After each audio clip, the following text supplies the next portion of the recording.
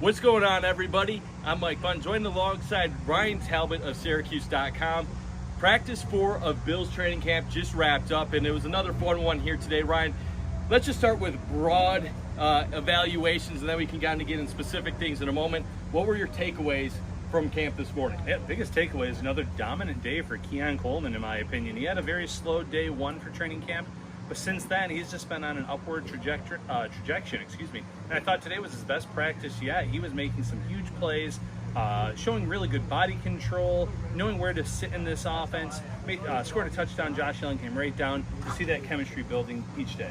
Yeah, Keon has been fantastic so far. You mentioned the day 1. I wasn't there that day, but I've been here day 2, day 3, and then the 4th practice this morning. He has shown up in each one of those. So Bills fans that are hopeful for Keon stepping up and having that sophomore ascension, looks like it's certainly a possibility. And then when talking about the other skill weapons, there was a lot of hope for Elijah Moore coming into training camp. Haven't seen a ton of him so far. He was with the twos a little bit earlier in the week as well.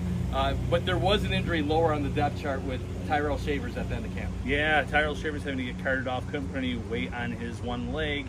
You're hoping that you get a good, report on that, because it didn't look good at first.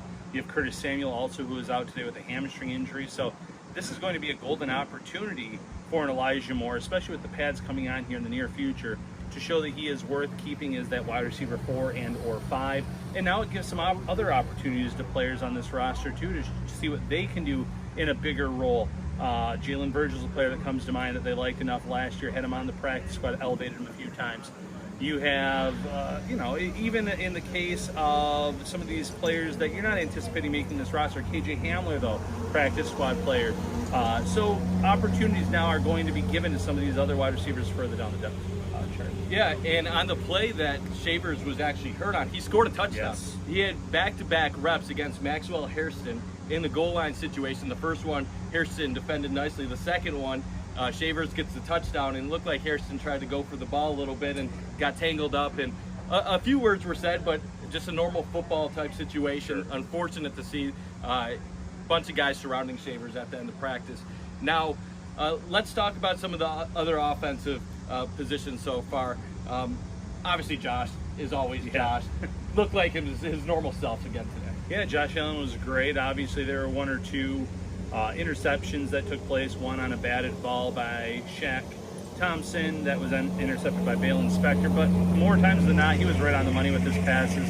Had a play of the day, in my opinion, where he rolled to his left on a play, found James Cook down the sidelines. Cook did a great job getting 2 feet in, catching the ball. He just made a lot of those plays that would be wild plays elsewhere, but for Josh Allen, it's just Josh Allen being Josh.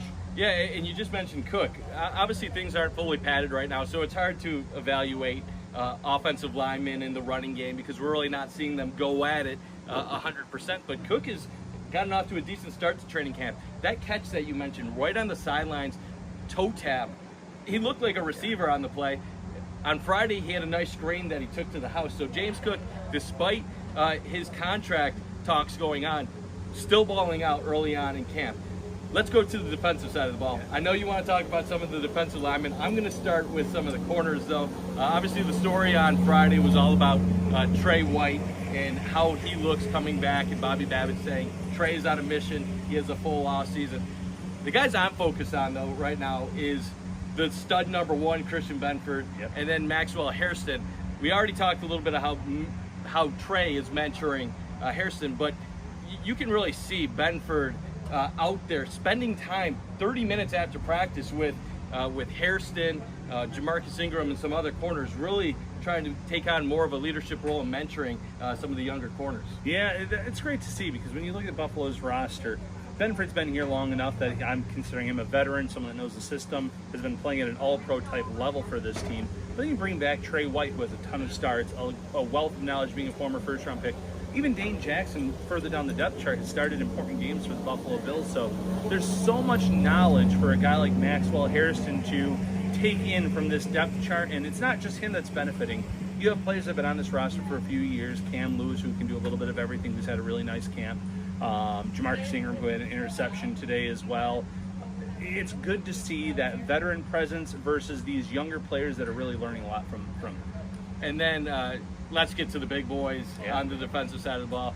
I know there's a few players that have been catching your eye. The other day, I liked a little bit of what I saw from Joey Bosa as he had a pressure that led to a Taylor Rapp interception. But there's another defensive lineman from LA that came in that caught your eye this afternoon. Yeah, well, there's been a few, but Michael Hoyt being the one that you're referencing here. I think Michael Hoyt has had an unbelievable training camp. He is showing why the Bills went out there and signed him to this 3-year contract, knowing full well he was going to be facing a suspension as well. He has popped every practice for me, and the versatility that he brings where you can play him along the line, maybe on an obvious pass rush situation, kick him inside. The athleticism is there, the burst is there. Really excited to see what he can do in the preseason, and then obviously after that suspension ends. Yeah, and that's also going to have a lot of roster, 53-man roster implications, because the Bills are going to have 2 extra spots, presumably, that are going to be eventually going to Hoyt and Ojanobi. It was a special teams day today. New special teams coordinator Tabor spoke before practice today. We saw Tyler Bass kick. What were your observations from what you heard from him at the presser, and then what you saw from that unit today? Yeah, so Chris Tabor, I was impressed with his first, interview here at training camp.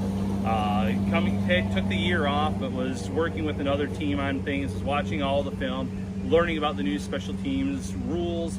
Talked about how it was great to have that year away. He could take his daughter to college. I liked a lot about what he said, though, from the coaching perspective in terms of coming in here with a fresh unit versus some of these other teams where he's lasted longer than 3 or 4 head coaches in some of them, but he's maintained players throughout it. He's learning a lot from the players are learning a lot about him. One of the best special teams coaches in this league was voted number 2 by the NFLPA players. Over 1,000 special teams players voted on that 2 years ago, and he came out near the very top of the list. And then it wasn't a banner day for the special teams unit, however.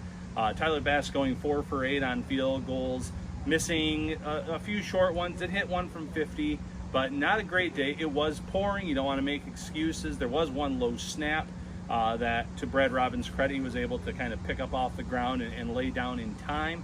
But that could have thrown some timing off as well, but not a banner day for Tyler Bass. Yeah, that's not something that Bills fans want to hear. They finally got back on track with Bass last year after he finished the season strong and had that 61-yarder against Miami. But he's one of those kickers where you never know what you're getting kicked to kick, but normally he's always above that 83, 84%. So when it matters, he normally does deliver, but there's always that little bit of uncertainty every time he goes up to the line of scrimmage. Ryan, any other thoughts before we wrap this up? Yeah, just some quick hitters. Dominant day from Ed Oliver. I thought he really popped. Burst through the O-line on a play to get a would-be sack on Josh Allen. Blew up a run play in the backfield. I've been happy with him. Every day I feel like Deion Walker has popped once or twice too. This is someone that I thought after the draft might have been a redshirt season type of player with the back history, but he's been a full go.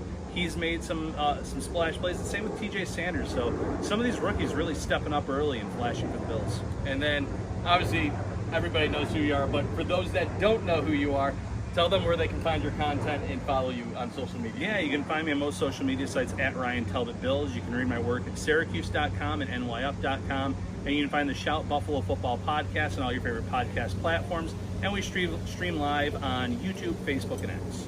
Bills Mafia, we're thankful that you're watched today. Trainwreck has a lot more Bills training camp coverage for you.